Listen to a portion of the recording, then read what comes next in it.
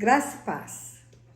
Uma meditação especial, com uma finalidade especial. No final eu conto a finalidade, mas vamos primeiro à meditação.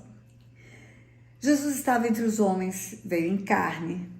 Por 30 anos ele ficou desconhecido, oculto. Ele não apareceu. Após o batismo, inicia o seu ministério. No batismo, aconteceu o cumprimento de uma profecia. A profecia de Isaías 61. Lá estava escrito: o Espírito do Senhor está sobre mim, ele me ungiu para salvar, para curar, para libertar cativos e oprimidos, a pregoar o ano aceitável do Senhor. A profecia foi escrita 700 anos antes, mas ela continha no seu bojo todo o ministério de Jesus.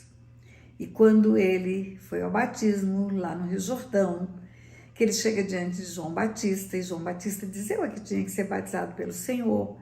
Ele diz: importa que se cumpra toda a justiça. Vamos fazer do jeito certo, em resumo. E aí, depois de batizado, Jesus foi levado ao deserto para ser tentado. Por que só depois de batizado? Porque só no batismo ele recebe a autoridade do céu para poder enfrentar o império das trevas. Até ali, ele não tinha essa autoridade, ele era um homem comum. A autoridade do céu foi recolhida lá no princípio da criação, quando o homem não usou para expulsar Satanás do jardim. E o Velho Testamento inteiro mostra que não há ninguém, nenhuma pessoa que exerça essa autoridade espiritual para repreender Satanás. Muito bem. Depois do batismo, aí sim, agora com autoridade espiritual, Jesus foi levado ao deserto pelo Espírito Santo para encontrar-se com o diabo. Tinha ele autoridade e agora com autoridade ele encontra-se com o príncipe das trevas, com aquele anjo que foi expulso do céu, rebelde, quis ser como o Altíssimo, envaideceu-se, encheu-se de orgulho e caiu. E aí, como foi o encontro dele com o diabo? Ele estava em jejum, 40 dias, sem beber e sem comer. A maior necessidade dele, como homem, porque ele estava num corpo de homem, era comida. O que ele precisava era o suprimento da sua necessidade pessoal. Não era outra coisa. Naquela hora, a maior necessidade dele era alimentar o seu corpo, a sua carne. E é assim que vem a primeira tentação. Satanás diz para ele transformar pedras em pães e ele responde com a palavra.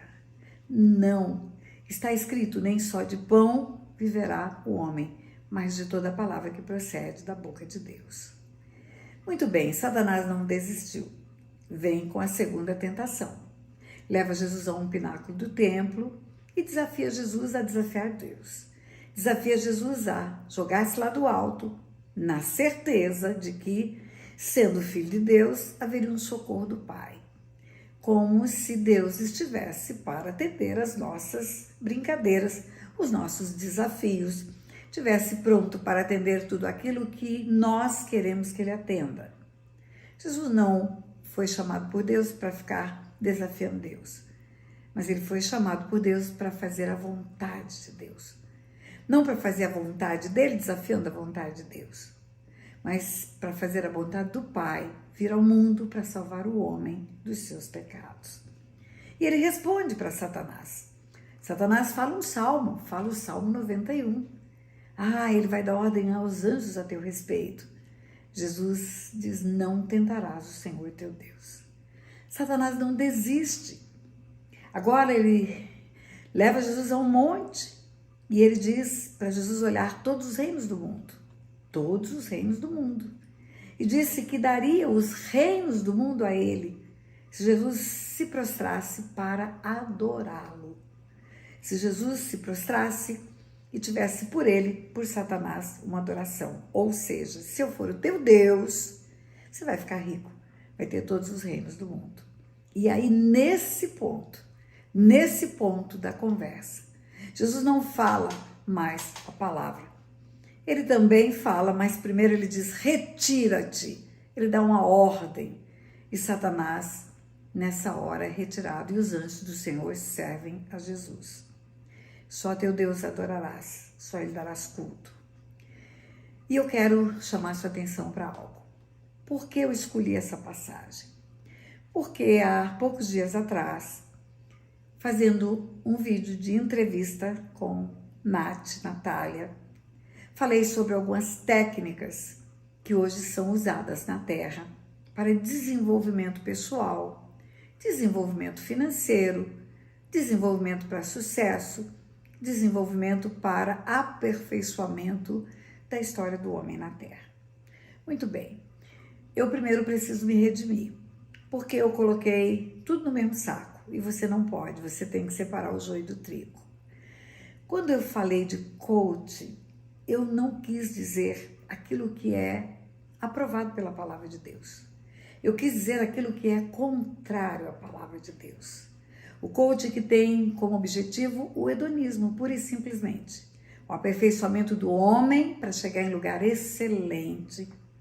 Eu quis falar do coaching que tem como centralidade a pessoa do homem e não a pessoa de Jesus. Não há aperfeiçoamento do homem, não há aperfeiçoamento do homem se Jesus não estiver nesse negócio. Jesus mesmo disse, sem mim nada podeis fazer, nada podeis fazer, nada podeis fazer. Eu quis falar do coach que tem como objetivo sucesso nos negócios, pura e simplesmente. Sucesso na vida profissional, pura e simplesmente. Onde a tricotomia do homem não é valorizada, corpo, alma e espírito, onde só o corpo e só a alma são destacadas.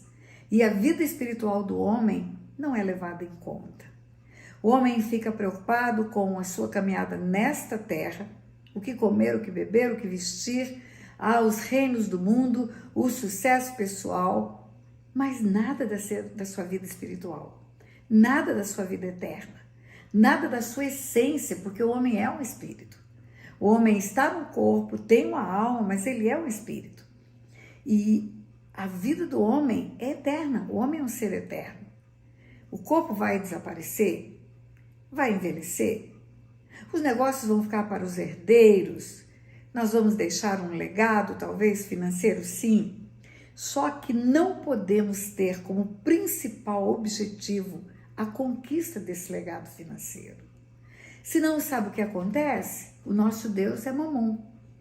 É aquele que vai chegar e dizer para nós, eu vou te dar tudo nesse mundo, se você se prostrar e me adorar. Claro que coach é treinamento. Claro que um líder de um time de futebol é um coach. Claro que um pastor que treina suas ovelhas, dando a elas discipulado, capacitação para o evangelho, estratégias de evangelismo, é um coach. Não é desse coach que eu estou falando. Eu estou falando de um coach que está rondando as igrejas, aonde Jesus fica de fora, sucesso nos negócios, riqueza e bem-estar passam a ser o mais importante para o homem. E não adianta dar uma aparência de cristianismo para isso. Isso não é cristianismo. Jesus deixou muito claro que nós não deveríamos ter esse foco, não ajuntar tesouros na terra, onde ladrão rouba, traças corroem, mas focarmos no céu. Ele deixou bem claro que isso não era o principal. É lógico que Deus nos abençoa. É consequência de andarmos com Ele. Tudo o que fizer será bem sucedido se você andar com o Senhor. O Senhor vai fazer prosperar, a riqueza vem de Deus. O homem enriquece porque Deus assim permite. Mas eu não aguento mais ouvir técnicas e terapias para que o homem fique excelente, fique rico e tenha sucesso nos negócios. E nada de aperfeiçoamento da sua vida espiritual. Nada de tratar conceitos de família, princípios espirituais da maior importância. Eu não tenho nada contra coach cristão. Muito pelo contrário, eu tenho no meu grupo da Tropa de Elite conselheiros que fazem algo como um coach cristão. Aperfeiçoamento das pessoas com base nos princípios da palavra de Deus. Eu tenho seguidores nesse canal que também fazem um trabalho com base em princípios cristãos. Agora, queridos, há uma tênue linha entre luz e trevas. Há uma tênue linha. No mundo espiritual, anjos e demônios estão habitando. No mundo espiritual, há uma pequena separação, mas há separação entre luz e trevas.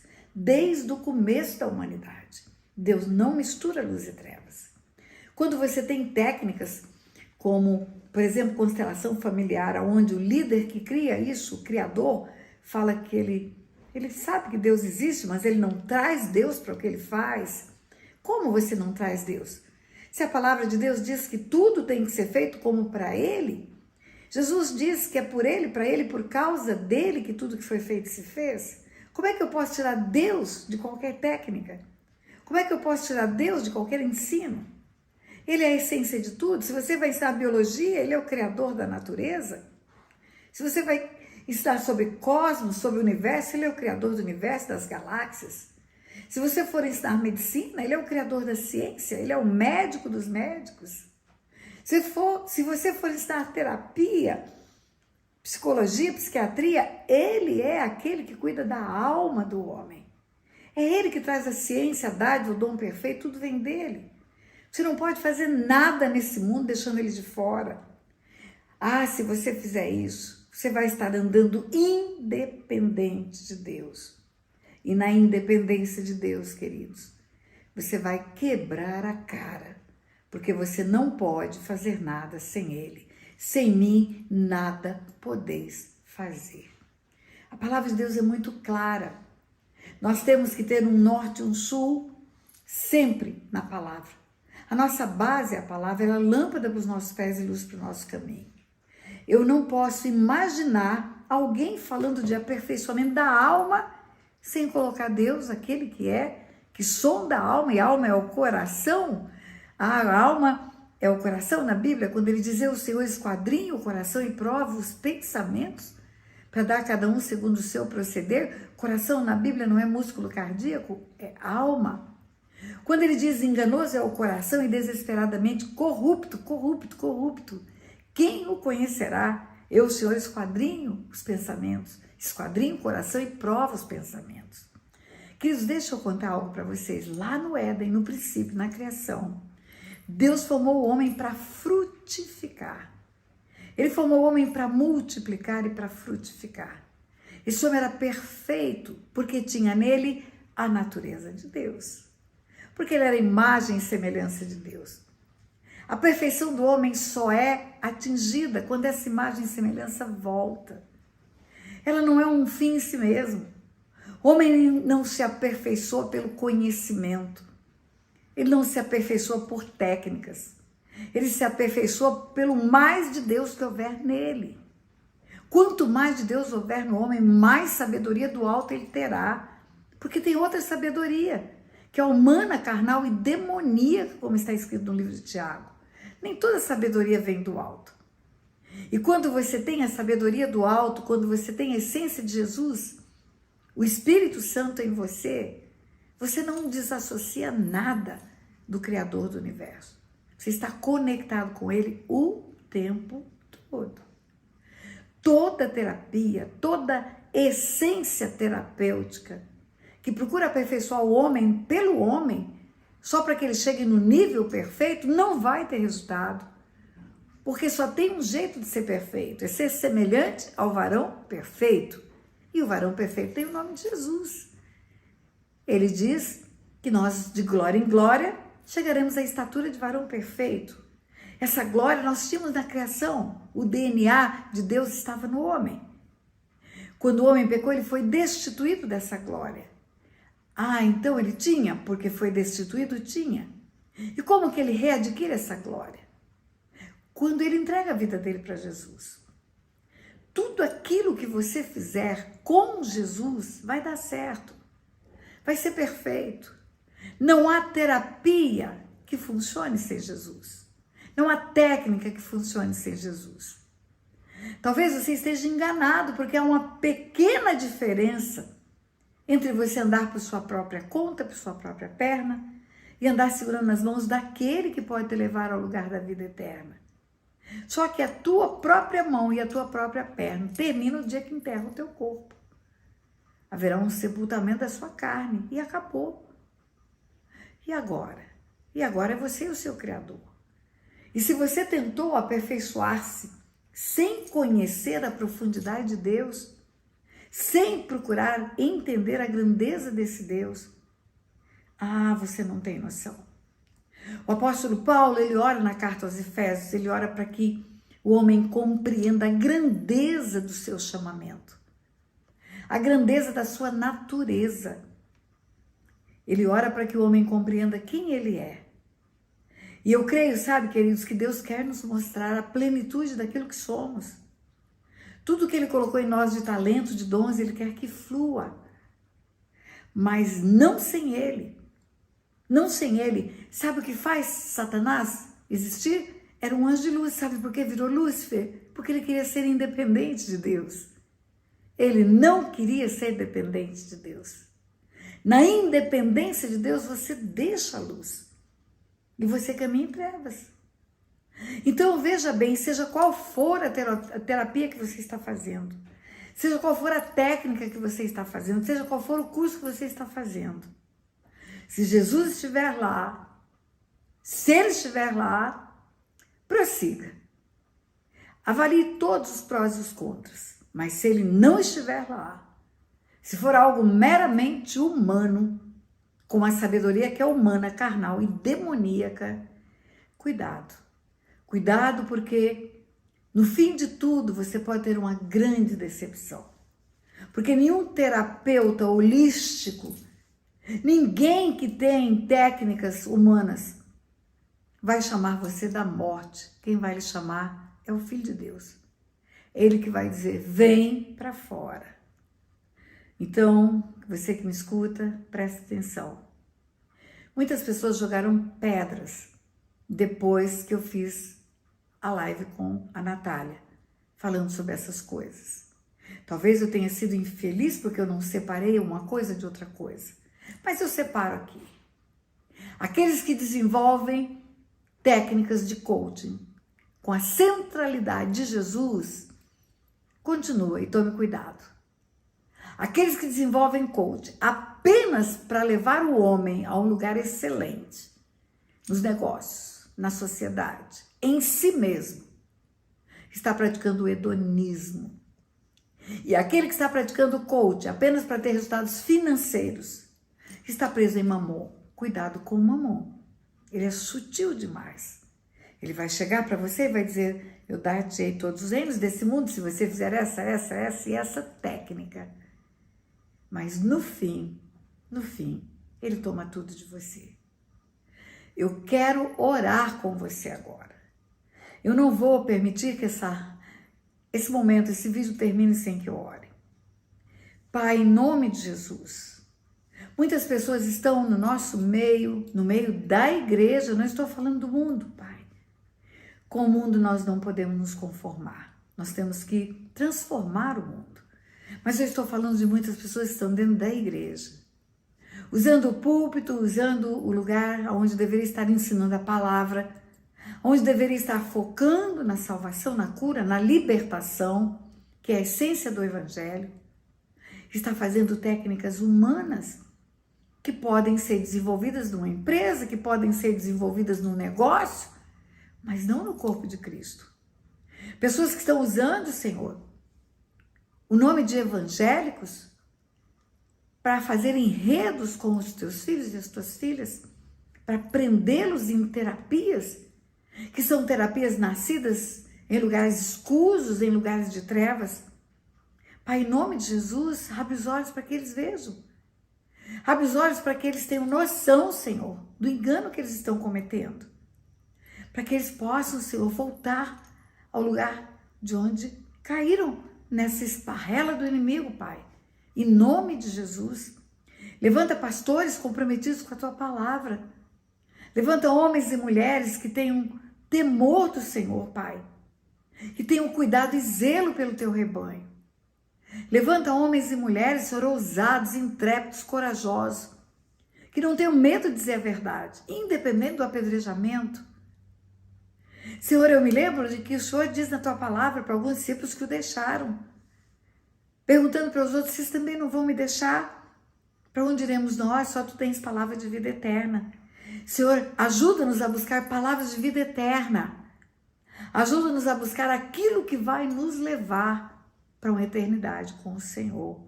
Em nome de Jesus. Amém, amém, amém. Que o Senhor guarde o teu coração de qualquer engano. Que o Senhor abra os teus olhos para que você não possa ser enredado por arremedo de evangelho. Que a palavra de Deus, que é pura, viva e eficaz, mais cortante do que uma espada de 2 gumes, seja a tua condução. Em nome de Jesus. Graça e paz. Inscreva-se nesse canal para o YouTube enviar para outras pessoas o vídeo que você acaba de ver e que edifica a sua vida e vai edificar a vida de outras pessoas também. Faça a divulgação desse vídeo nos seus grupos, para os seus amigos. Você vai estar me ajudando a impulsionar essas verdades que Deus tem me instruído para compartilhar com você. E eu vou ficar muito agradecida. Eu quero que muitas e muitas pessoas neste mundo tenham acesso a essas verdades espirituais. Por isso eu estou lhe fazendo esse pedido. Inscreva-se, dê um like, divulgue. Deus abençoe sua vida.